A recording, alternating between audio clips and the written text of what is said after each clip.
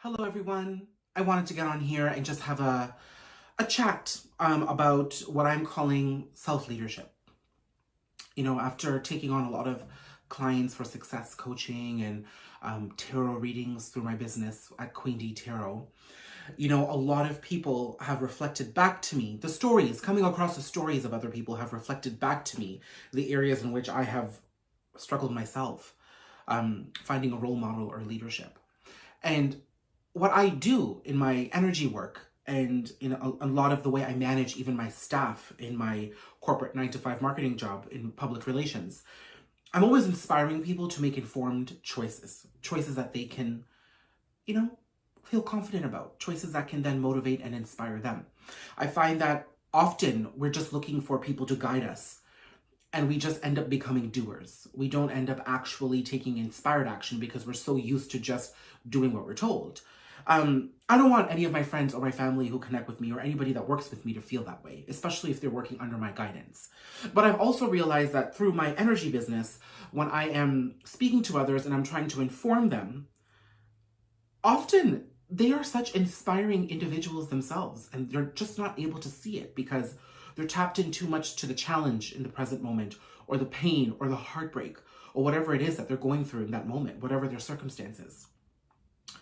And then, you know, I went back and I looked at my own journey, and I looked back at how, you know, I didn't really have a gay person to aspire to become, or a gay person that I was related to, or who was close to me, who was open about their journey, that I could, you know, follow their footsteps and toward whatever. I just didn't have that level of inspiration. And I found that throughout my life, I just kept looking for external validation. Of course, the relationship with our parents really matter there as well, whether we're looking to them for inspiration or not.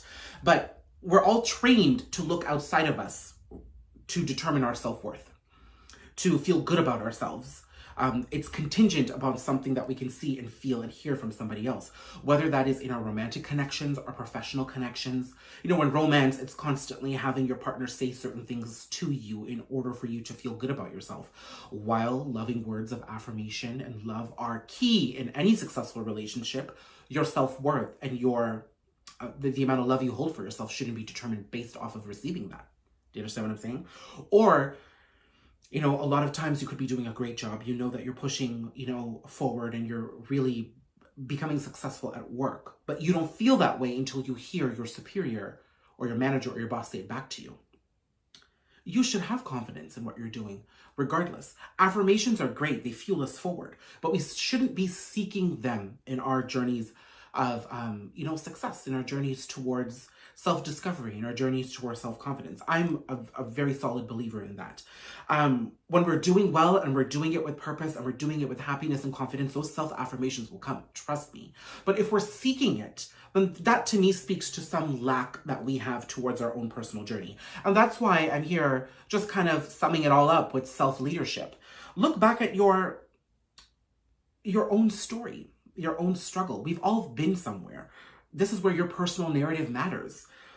If you go back and you look at those moments and you see how resilient you were, and you see how well you overcame a certain obstacle, or how beautifully you were able to express something that was really challenging, or how someone was able to assist you in finding your self-confidence and your self-power. Look at how that fueled you in that moment. Oftentimes we are faced with these challenges and we're just so busy getting by day to day, hour by hour, minute by minute, second by second, excuse me, that we don't realize what we've actually achieved in that one moment. So I'm here to tell you that you are your own hero, your own shiro, your own role model. You know, don't approach it in a narcissistic way. Don't approach it in a selfish way. Of course, you never want to do that. But you've lived a life. You've been through things. You've had many successes, and you've had a bunch of failures that you've learned from as well. Inspire yourself with your own story, and just watch how easy it becomes to tap out of challenging situations by taking some productive steps and finding some, you know, efficient solutions. How easy it can be for you to get over that heartbreak because you notice that and you acknowledge that you're all you really need. And as long as you're comfortable with that, anybody else can join you and it will just be the cherry on top. So I'm here to empower you to just believe in yourself, love yourself, and keep yourself going, because you really are the universe and everything you need.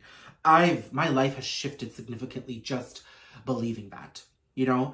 And let me tell you, sometimes I've strayed away from it. I do believe in that. And I've strayed away from it because I'm human, you know? Sometimes certain things like heartbreak took me over.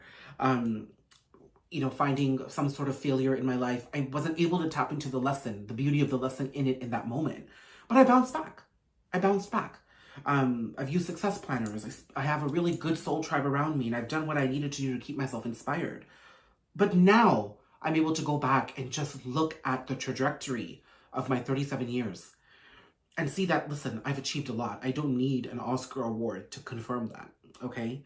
I don't need accolades from people. I feel good about it. And I want you to feel good about it too. So that's self-leadership for you. I hope it resonated. I hope it means something to you. But I really wanted to get out here and just talk about it because I've seen it be a common thread in a lot of the work that I'm doing right now, professional and in my spirit energy work. And I just thought I'd share. So thank you so much for your time.